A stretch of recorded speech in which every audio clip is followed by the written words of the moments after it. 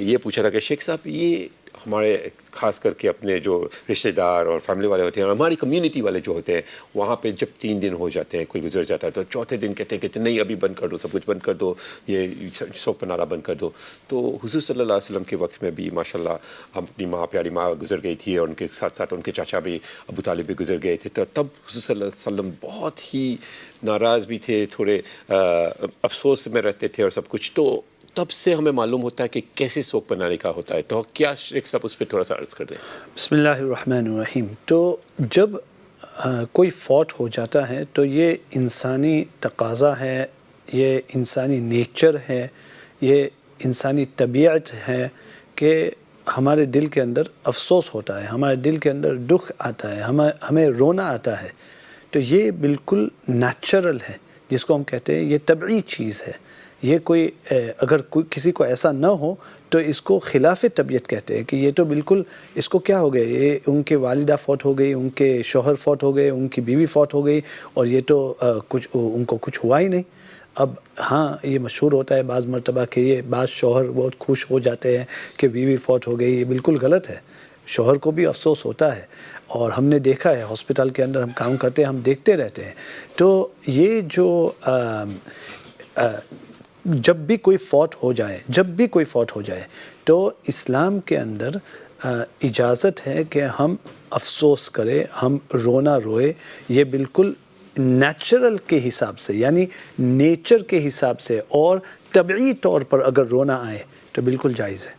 اب طبعی طور پر رونے کا مطلب کیا ہے؟ طبعی طور پر رونے کا مطلب یہ ہے کہ ہم جان بوجھ کر نہ روئے, کسی جان بوجھ کر ہم وائی ویلا نہ کریں, کسی کو دکھلانے کے لیے ہم وائی ویلا نہ کریں, بلکہ ہم اس لیے ایسا ہو کہ یہ بالکل ہماری طبیعت کی وجہ سے ہو رہا ہے.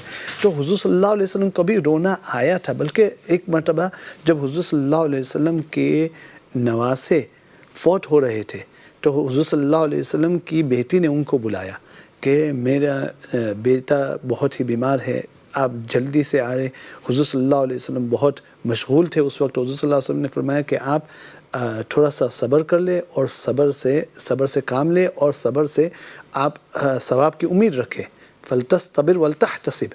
تو پھر جو پیغام لے کے آیا تھا اس نے واپس اس کو بھیجا کہ قسم کھا کے میرے والد صاحب کو بلا لو یہاں پہ, مجھے بہت ہی غم ہو رہا ہے. تو پھر وہ حضور صلی اللہ علیہ وسلم اپنی مشغولیت کے باوجود چند صحابہ کو لے کر آ گئے اور انہوں نے اپنے نواسے کو ہاتھ میں رکھا اور حضور صلی اللہ علیہ وسلم ہاتھ میں وہ اس کا سانس اوپر نیچے ہو رہا تھا. تو چونکہ وہ سانس کے اندر مشکل ہو رہی تھی تو حضور صلی اللہ علیہ وسلم کو اس کو دیکھ کر افسوس ہو رہا تھا. حضور صلی اللہ علیہ وسلم رونے لگے. تو ایک صحابی نے حضور صلی اللہ علیہ وسلم سے پوچھا کہ اے اللہ کے نبی آپ بھی روتے ہیں؟ یعنی اس نے تعجب کیا کہ آپ تو ہمیں کہتے ہیں کہ زیادہ رونا نہیں چاہیے اور آپ بھی روتے ہیں. تو حضور صلی اللہ علیہ وسلم نے فرمایا کہ یہ رحمت ہے, اور جس کے دل کے اندر اللہ پاک رحمت رکھتے ہیں اس کو آنسو آتے ہیں. تو آنسو آنا یہ اسلام کے خلاف نہیں ہے, شریعت کے خلاف نہیں ہے. دل کے اندر افسوس ہونا شریعت کے خلاف نہیں ہے. اپسیٹ ہونا, غمگین ہونا یہ اسلام کے خلاف نہیں ہے. ہاں پھر حضور صلی اللہ علیہ وسلم نے فرمایا کہ سوگ منانا, یہ سوگ منانا کیا ہے؟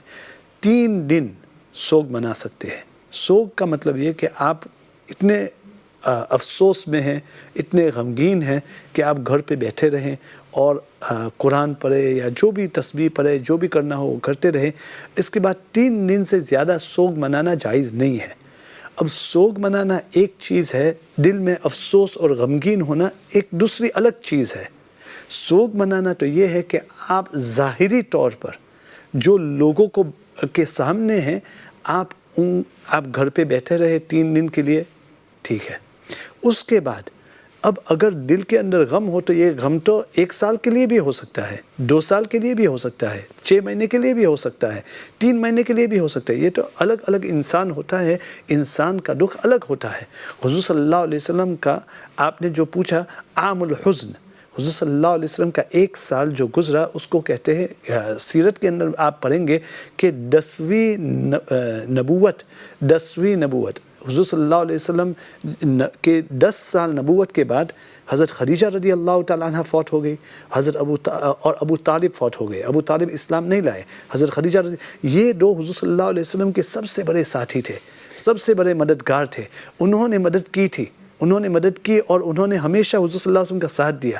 جب حضور صلی اللہ علیہ وسلم کا ساتھ دیا انہوں نے، اور جب ان کا انتقال ہو گیا ایک ہی سال کے اندر، تو حضور صلی اللہ علیہ وسلم کو بہت غم ہوا کہ ان کے جو حامی تھے، ان کا جو سپورٹ تھا، وہ دونوں فوت ہو گئے 6 مہینے کے اندر۔ تو یہ سال حضور صلی اللہ علیہ وسلم کا کہتے ہیں عام الحزن، حضور صلی اللہ علیہ وسلم بہت غمگین رہتے تھے۔